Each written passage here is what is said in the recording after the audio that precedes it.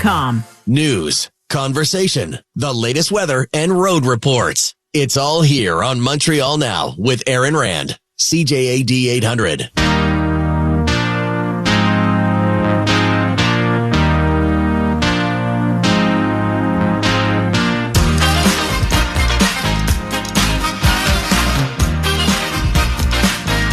What do you think?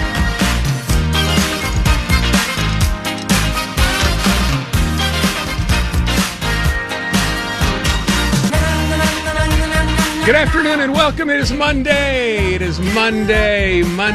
I thought we'd start off the show with something that, I don't know, maybe this becomes a permanent, temporary kind of theme song for a while. Maybe not. I don't know. I just kind of liked it. It was part of a movie, actually the opening song in a movie, a Dutch film called Paz. I think it's P-A-A-Z. About a woman who's depressed but doesn't really know she's depressed, and the movie starts with her in the car listening to this song as she's about to drive her car into the ocean. So, yeah. Maybe you didn't need the context. I just thought it was kind of a cool song. And then I remembered this song, KC and the Sunshine Band. Remember this? Baby, give it up, give it up. Yeah. Works for me. Hope it works for you. Good afternoon. I hope you're having a good one so far. Look, the weather's kind of taking a bit of a left turn here. I thought we were going to have sun for a couple of days. I thought that was part of the forecast I heard going into the weekend. Turns out that's not the case. First of all, for those who don't know, I'm Aaron Rand. I'm back. I want to thank Sue Smith, who's been sitting in and sat in for me for the past 3 weeks. Thank you, Sue. Love you. And I'm back now for at least a week in a row. Although I got a cold on the way home, because this is what I do when I come home from vacation. I'm sure a lot of people go through this same kind of thing. I'm feeling okay today. It's been a week, roughly. So I hope things will be okay. But to the weather, that may not be so okay. So I thought the first thing right off the top, before we talk about anything else, let's talk about the weather and what's in store. To do that, Simon Legault, who is I love this. Did you write this, or is this his real title? He is the Warning Preparedness Meteorologist for Environment Canada and Climate Change Canada. That's a serious business card. Simon Legault is on the phone. Simon, thank you so much for taking the time. Were you? Was that always your original title, Warning Preparedness Meteorologist? Yeah, that's been for the last 10 years, and I'm flattered that I'd be the first invited to your show. Yeah, well, look, I mean, weather, people are always talking about weather, so let's do it, because I'm seeing severe thunderstorm warning. What's going on? Yeah, so we have a watch this afternoon, and that watch is covering eastern Ontario, southern Quebec, into the Laurentides, and even southern Abitibi area. So it's a wide area where we could see severe thunderstorms. So thunderstorm could happen outside of that, but severe ones could create a stronger impact. So we could see large hail, the size about of a toonie maybe. Could be very strong gusts that could cause some power outages. We could see very great downpour that could happen. We are right now having some showers in the northern shore of Montreal, but it's not a thunderstorm there. There's no thunder strikes. But it could happen. It could also generate a tornado. So that's a possibility. It's not a certitude. It's not sure that's going to happen. And if it happens, it won't be everywhere. But that's an impact maybe of the storm that will happen for the end of the afternoon and the evening for the southern part of the province. Okay, so just to kind of clarify, at peu près, roughly what time? Are we talking after 3, 4 o'clock, later in the afternoon, early evening? When are we suggesting this might happen? I would say later in the afternoon for the greater Montreal. Right now, close to Ottawa, we are seeing a storm that is close. It doesn't seem too severe right now, but we are seeing some cells that are popping up during the late afternoon. So with the warm and humidity, even if it's not that warm like the past days, it's still warm enough to generate some activity. All right.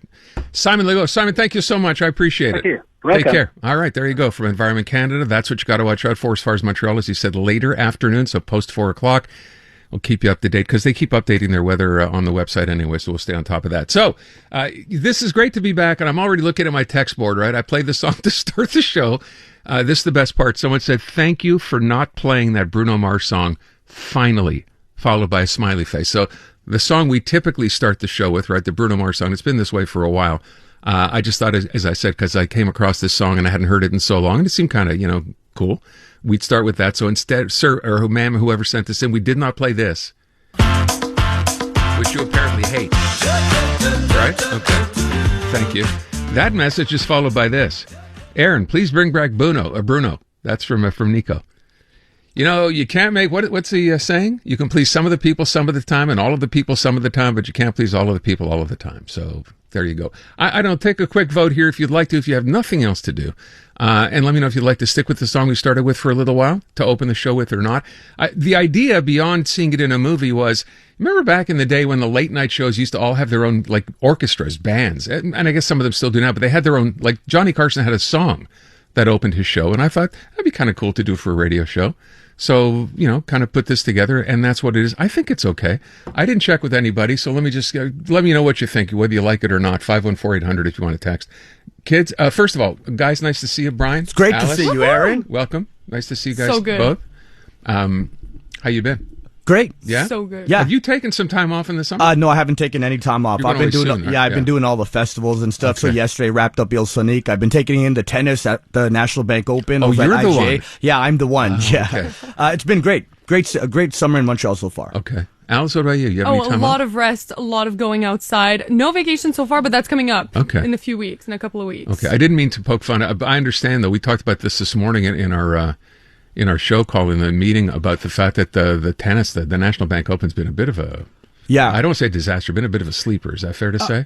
It is, but also too, you're getting a lot of new faces on the tennis Who tournament. And most people don't know. But they're playing great tennis. Okay. I mean, there's a 19-year-old who's playing tonight in the quarterfinals who's awesome to watch. I mean, it sucks Yeah. that the hometown kid, Felix Auger-Aliassime, had to withdraw. And also, like, the number ones, like Yannick Sinner and Djokovic, they withdrew. But Yeah. still, it's a great tournament. Great Okay. to go down.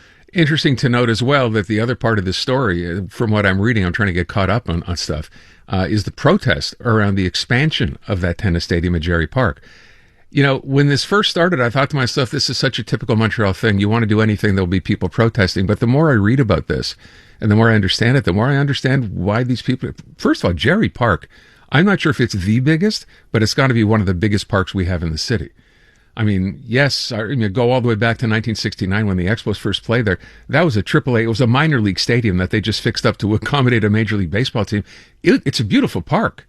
And I guess the concern here is if they're going to expand the tennis stadium, it's not going to be, as much a park as it was before because it's going to take a lot of room. I heard some guy this morning on one of our shows saying they're going to plan to cut trees down, which they need. So I don't know. I'm not sure where the story goes. If you want to really read an interesting take on this, Jack Todd today wrote a piece for the Montreal Gazette. Fair to say he's not, thrilled with the idea of Tennis Canada going on and spending, of course, taxpayer money to fund an expanded stadium. And he's also taken a strip off some of the players and the fact that, and I don't mean, I'm just telling you what he said. When they start making money and becoming really, really good, right, some of the Canadian players, the line, I guess, is they move to Monaco so they don't have to pay Canadian tax. So there's a lot of different things that he does not like about the idea, but we'll see where this goes. I will point out this is happening at the same time. What's the total bill now for the Olympic Stadium, for the refix, the redo? I said we'd be over $1 billion. They said $800 million. It's now officially over $1 billion. Really? Why? So we'll see where this goes.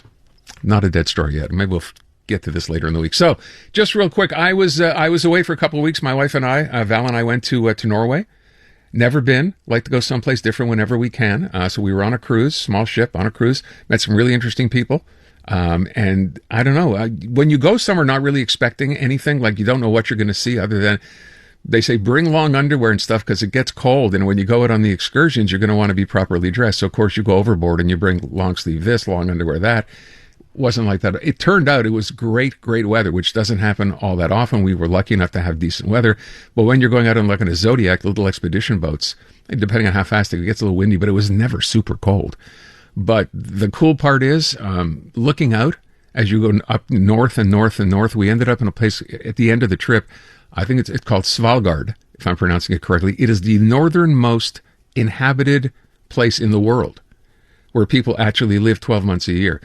Nunavut in Alert, which is I think in Nunavut, right? They have a military base, but it's not a full-time place where people live. So that was pretty cool. And the cool part, of course, is you have supper at 6 or 7 o'clock. You get up, you're talking to some people, whatever. You go back to your cabin. And now it's 10:30, 11 o'clock, and the sun is up. And it's 11:30, and the sun is up. And I always find that people say, how do you sleep? Well, we have blinds. It's not that difficult, but it's pretty amazing to just look out there at midnight and see the sun going nowhere. It's there.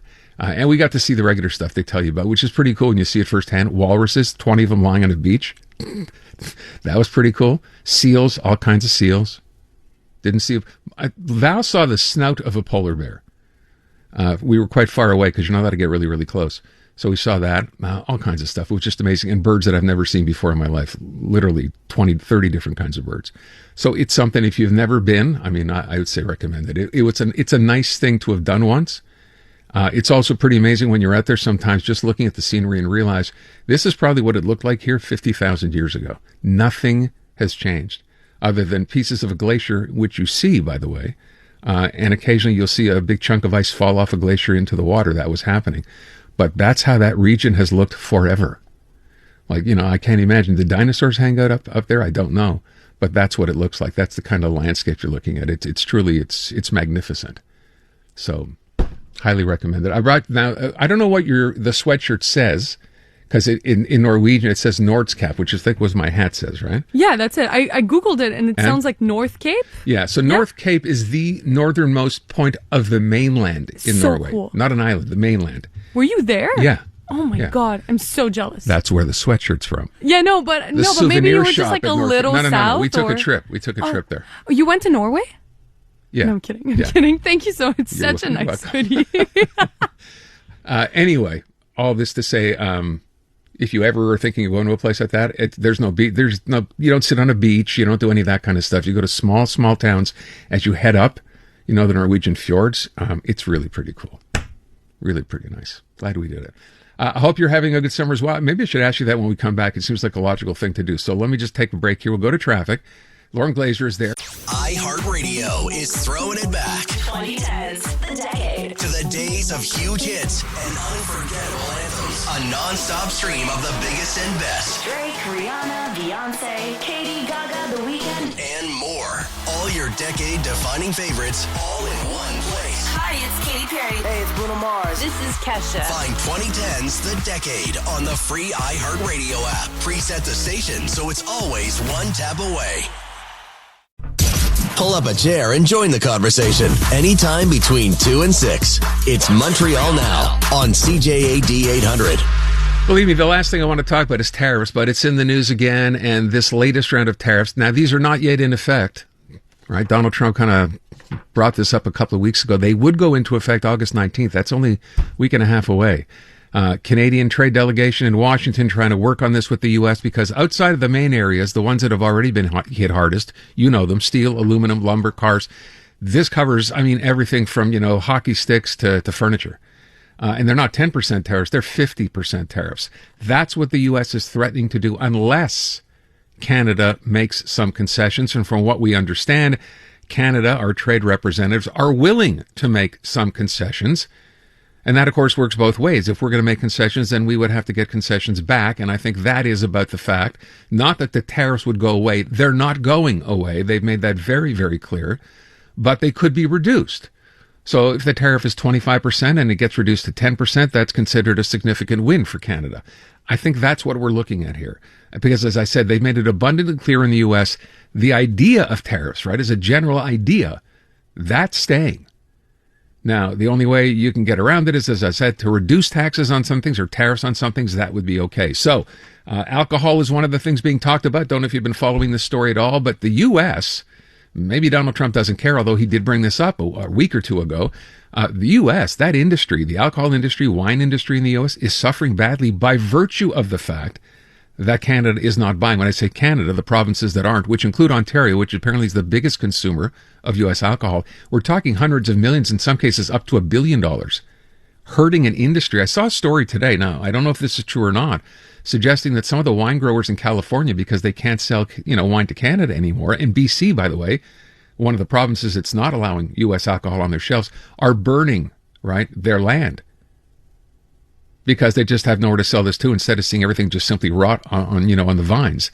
And that's hundreds of millions of dollars worth. So again, when I first brought this up a few weeks ago and I said, can we at least maybe go ahead and do that? Maybe it doesn't bother the rest of America, but the people in the industry are getting really hurt quite badly. But that was then and this is now. And now with all these new proposed tariffs that might hurt every other industry in this country, virtually every other industry that manufactures anything, can we at least now go back and say, okay, we're prepared to make a concession? I'm asking you whether you agree or not. And I'm asking you whether from 2 weeks ago or 3 weeks ago when I asked this question, and 90% of you said absolutely not. We should make absolutely no concessions to the U.S., regardless of the fact that, hundreds of jobs have been lost in this country because of it. Have you changed your mind, or would this change your mind now if we're looking at all these new tariffs and all these new sectors? Is it okay now to consider making some concessions? 790-0800. Let me go to Nick, who's on the line. Nick, what do you think? Hey there, Aaron. Listen, first thing first, let's put the tariffs aside. So my thing is this milk and poultry cartel. Just correct me if I'm wrong. Wouldn't it be a lot cheaper for us, the regular consumer, if prices were not set at only to benefit the farmers? I'm a strong believer in competition, so I would allow complete competition within the milk cartels. So I first of all, completely. I think by virtue of you calling it a cartel, I think I understand what you're saying or what you're implying. But I will point out, from what I understand, and again, supply management is not going away. The Prime Minister has made that pretty clear. But there could be some concessions, maybe some reductions. It's like, I'll play ball with you if you play ball with me. I don't have a problem with that. I think that's at least where we have to start. And I don't think we can put tariffs aside, Nick, because this is all about tariffs, not just there, but in every other sector as well. So to simply say, let's put that aside, I don't think that gets us any farther. I appreciate the call. Roger, what do you think? Well, I think you're dealing with an absolute lunatic in the United States. I mean, he was going to put tariffs because of the wildfires. So I think the best thing to do is lift the tariffs on alcohol. Let us store American liquor on our shelves, but let's promote social media ads, whatnot, to discourage people from buying it. So it'll be there. So we gave in, but we don't have to buy it. Yeah, and that ultimately is a decision that's left up to everybody, right? Just because U.S. booze comes back is no guarantee, especially now if other people have found other things that are, I don't know, as good, less expensive. Why would you go back to buying it? So I agree with you. Let eventually the consumer makes the decision here. But in the meantime, we can go to the U.S. and say, okay, your alcohol can come back. And that's the extent of what we give in. We're not promising we're going to sell as much as we did before. And I will point out, because this is the one part that is a little bit different when it comes to alcohol, and the Prime Minister said this as well, the Canadian government doesn't make that call, right? It's a provincial jurisdiction alcohol in every province across the country. So for right now, consider Quebec, no U.S. alcohol, Ontario, no U.S. alcohol, Manitoba, no U.S. alcohol, and BC, no U.S. alcohol. Everybody else, at least from what I'm aware of, is okay with this. So it's each individual premier, and I know Christine Frechette made a big show of saying, well, we're not going to go ahead and do, whatever Canada says we should. Canada's not telling you what to do because, again, the provinces will decide. I think their bigger concern might be Doug Ford, who's made no bones about the fact that he's going to do whatever he can do to push back against the U.S. Has his opinion changed, or is his opinion going to change? I don't know, but this to me is one of those situations where, you know what, I understand we're proud, we're Canada, we're elbows up. You're not going to shove us around is what we're saying to the U.S. And I hate to be the guy who says this, but yes, that's a wonderful position to take, and it makes us proud to be Canadian. But we are 10% the size of the U.S., right? Roughly 400 or 350 million to our 40 million people here. There's only so much pushback you can have, right, before it starts to affect your businesses. Steel and lumber already feeling the effects. Aluminum already feeling the effects. And a little rich for Christine Frechette, I understand she has an election to win, to say that, we're not going to go ahead and put the U.S. booze just back because, Mark Carney or the feds want to. If there's a deal on aluminum and some of the tariffs on aluminum are scaled back, that is a huge industry in Quebec. That would help Quebec.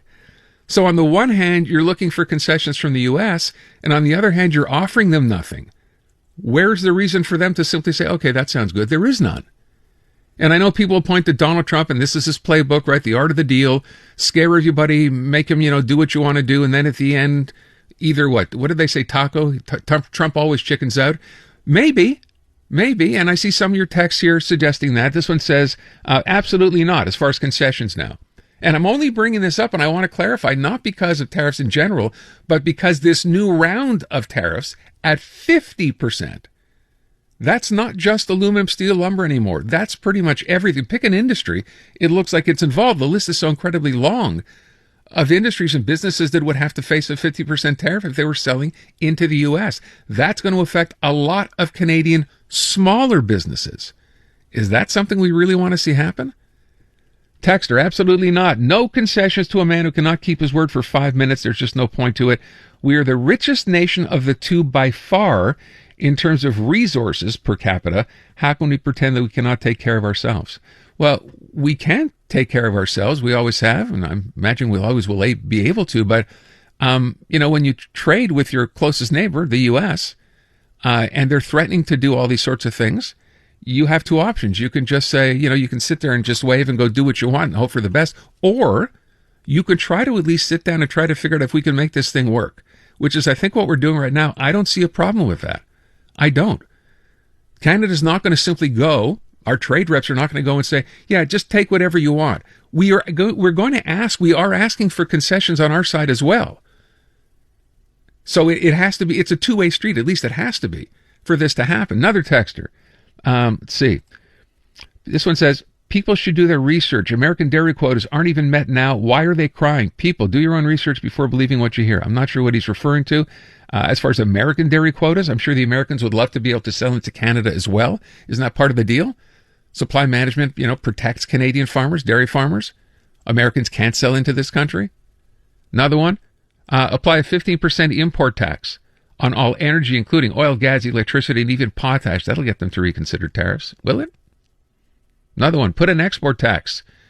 This seems to be the way to go. Put an export tax, 50% on potash, all energy, rare metals, etc. That way existing contracts are legal.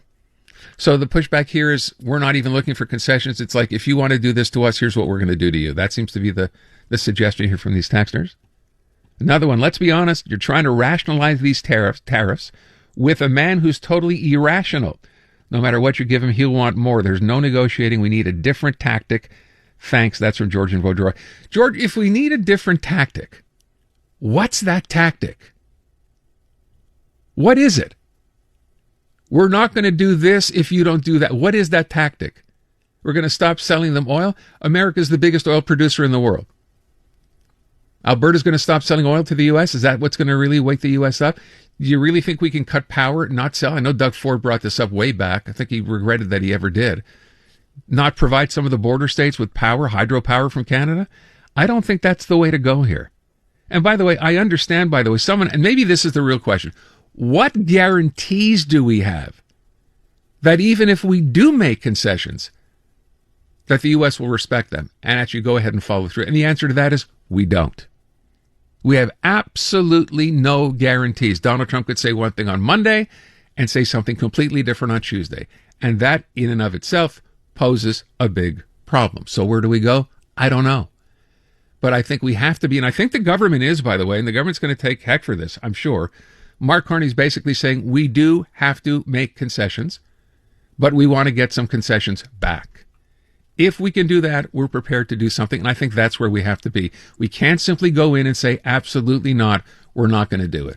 That's not going to work. Last call. Robert, what do you think? Well, first of all, the only two provinces that are allowing alcohol from the States is selling it is Alberta and Saskatchewan. That's it. I checked on the internet. Okay. And the 50% thing, that's only if we import more milk and dairy products from the States after a quota that we haven't met yet. And so that's what he's talking about. Well, that would apply for supply management. The other quotas have nothing to do with that. The other tariffs, rather, have nothing to do with that. The hockey stick tariff doesn't apply because of supply management. Dairy. Right, that's what I'm saying. It's much wider than just dairy. Dairy's one component of it, but there's a lot more to take into consideration. Robert, thank you for the call. All right, I'll bring this back, I think, after 4 o'clock. In the meantime, thank you. Appreciate your calls. Appreciate your texts on this one. Let's go to traffic. You've heard the chaos. Now you can see it. Oh my God. Watch all your favorite podcasts from start to finish right inside the free iHeartRadio app. Gets the blood going, huh? Catch every laugh and eye roll on shows like the Tom Green Farmcast and Park the Bus. Now with full video. We're building a ramp for Tony Hawk. It's the same hosts and the same chemistry with all the hilarious moments you've been missing right on your screen. Cheers. Open the free iHeartRadio app, search video podcasts, and tap watch. You're listening to Montreal Now on CJAD 800. Welcome back. 2:53. Aaron Rand with you. Post-vacation. Want to thank Sue Smith again, who sat in for the past 3 weeks, taking care of business here on the show. It's nice to come back to this and find out this is today on the calendar. It's National Lazy Day. It's actually a day on the calendar. I thought that was pretty cool. Now, ordinarily, I might have turned to our CJD singers to come up with something. But, when there's already something that I think is perfect out there, why would you mess with it? So for National Lazy Day, it seemed this is really the default, I think. Today I don't feel like doing anything. I just wanna lay in my bed. And it's Bruno to boot. Don't feel like picking up my phone, so leave a message at the tone. 'Cause today I swear I'm not doing anything. I'm gonna kick my feet up. There you go. Happy National Lazy Day to you. Seems to me that's one of the things you find out before you go to work on National Lazy Day, not while you're at work. But hey, that's what can I do? I'm trying to do what I can. Maybe take that into account tonight. For National Lazy Day, maybe don't make dinner. And don't say I told you that. So there you go. That's on the board for today. For what I found on the internet, I wasn't going to play. First of all, when I came across this, I thought to myself, well, this is weird. Because I know who this is. I'm going to ask you to guess who this is. And this was posted to TikTok. And there's a series of these, as it turns out. I'd never seen them before. Maybe I'm late to the party here. I'm not really sure. But take a listen to this. This is what I found on the internet. And see if you can figure out who this is. Last walk on the beach. Mark Nepo writes, the broken door lets in the light. And the broken heart lets in the world. Yeah. Well, I must be letting in the world. I don't know about you. But, a heart can't truly be broken. It can only be broken open. So whatever you're going through right now, whatever level it's on, just know that this too shall pass. So let the light get in through all of those cracks and through all of those learnings. Sending love. Anybody? Alice, you know who that is? I think I do. Brian, you know who that is? No clue. Alice? Sophie Grégoire? Yeah. Yeah. That is the ex-First Lady, Sophie Grégoire Trudeau, who's just walking along the beach. There's another one sitting on a bench, whatever. And now, I don't know, is she, what does this make her? A wellness influencer? Is that what she is now? I kind of think so. Oh, my. I like the one where she's near rivers and she's like, your life is like a river flowing through the rocks. And, there's something kind of fascinating about it, I gotta say. Fascinating is an interesting word. Yeah, there's something, whatever. Look, I know she has a book. We actually tried to get her on the show a while ago. This is sometime, I think last year, beginning of this year. I don't know. Maybe not. It seems odd for someone who was, the First Lady of this country when she was married to Justin Trudeau, who's now sort of taken to doing this. Nothing wrong with it, I guess. Just surprising, I think is the word I would use, right? But there you go. You can follow her, by the way. And I think she posts pretty regular. You said you saw another post already. So she must post on a fairly regular basis. And if you want to follow Sophie Grégoire now, it's none of my business. But, she talked about a broken heart and obviously, talking about a divorce and everything else. Is she not with somebody now? I was understanding that she was part of a couple. Now, do you know? I didn't know. Oh, you don't that. know? Okay. Ooh. Okay, maybe someone will. Not that it matters. Not that it matters. Doesn't matter. Not at all. I thought she was, though. I thought she was dating or with someone. I thought I'd read that a while ago. Wish her all the best. I do. It must make her, terribly sad to see pictures of Justin Trudeau and Katy Perry. Maybe she's over that. I don't know. Just saying. All right. From that, let's move on here. Little comedy today. Speaking of laziness, this is, I think, a very young, I don't know where this came from, a very young Jim Gaffigan. So you ever find yourself being lazy for no reason at all? Like you pick up your mail, you go in your house, you realize you have a letter for a neighbor. You ever just look at the letter and go, looks like they're never getting this. Take too much energy to go back outside. You might stick it on a bureau. I'm gonna get that to them later on. Right now, I gotta watch some Love Connection. I got some new host on there. You ever have one thing to do all day, but you just can't get yourself to do it? I gotta go to the post office. But I'd probably have to put on pants. They're only open till 5. You're going to have to do that next week. Have a little more free time. I never have free time. Yeah, I don't know about you. Whenever I go to you ever go to the cash machine, there's two people in line in front of you, you get kind of flustered. You're like, forget it! I'm not standing here for 40 seconds. I got things to do, okay? Sometimes being lazy can get you in trouble, you know? Like, you ever not take a shower all weekend? Just lounging around, then you're running late for work on Monday? Oh, no. There's always one person at work. Something smells like smoke in here. I went to a barbecue on Friday night. Only had 48 hours to take a shower. I'm busy. You've heard the chaos. Now you can see it. Oh my God. Watch all your favorite podcasts from start to finish right inside the free iHeartRadio app. Gets the blood going, huh? Catch every laugh and eye roll on shows like the Tom Green Farmcast and Park the Bus. Now with full video. We're building a ramp for Tony Hawk. It's the same hosts and the same chemistry with all the hilarious moments you've been missing right on your screen. Cheers. Open the free iHeartRadio app, search video podcasts, and tap watch. What's On Tonight is brought to you by the Ritz-Carlton Montreal, voted Canada's top luxury hotel by the readers of Travel and Leisure. Exceptional service and a commitment to excellence. The Ritz-Carlton Montreal. All righty, let's see what's cooking for you. Brian Kowlessar is here with a check, DK. We have an awesome giveaway all week long. We're giving you a chance to win a pair of tickets to check out the hit Broadway musical The Lion King at Place des Arts on Thursday, August 20th. Tickets are available at avmenco.ca, or stay tuned sometime in the 5 o'clock hour for your chance to win. Oshiaga and Ilsenik are in the books, which means up next is Lasso, the biggest country music festival in Montreal. It's taking place this Saturday and Sunday at Parc Jean Drapeau. Thomas Rhett, John Party, Mumford & Sons, and Old Dominion are headlining. The 2-day pass starts at $250, and a single-day ticket will run you $150. For tickets and the full lineup, LassoMontreal.com. A concert reminder, British rock band Deep Purple, along with special guest Kansas and Jefferson Starship. Ooh.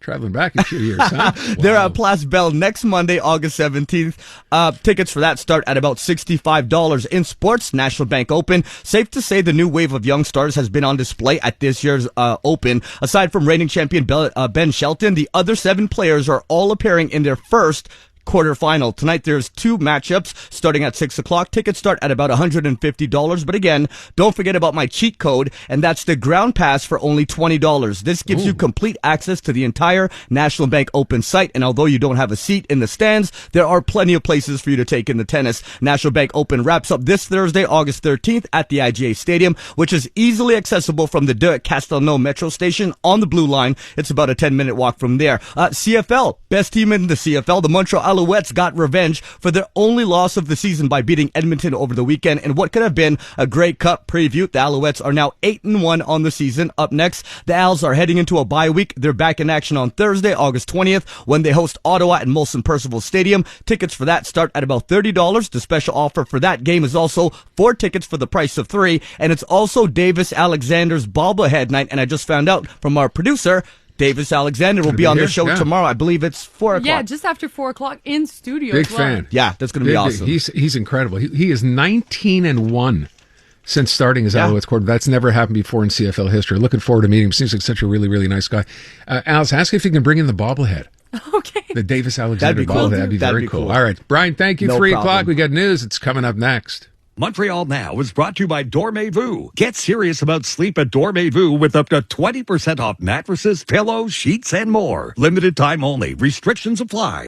Canadian women are looking for more out of themselves, their businesses, their elected leaders, and the world around them. And that's why we're thrilled to introduce the Honest Talk podcast. I'm Jennifer Stewart. And I'm Catherine Clark. And in this podcast, we interview Canada's most inspiring women. Entrepreneurs, artists, athletes, politicians, and newsmakers, all at different stages of their journey. So if you're looking to connect, then we hope you'll join us. Listen to the Honest Talk podcast on iHeartRadio or wherever you listen to your podcasts.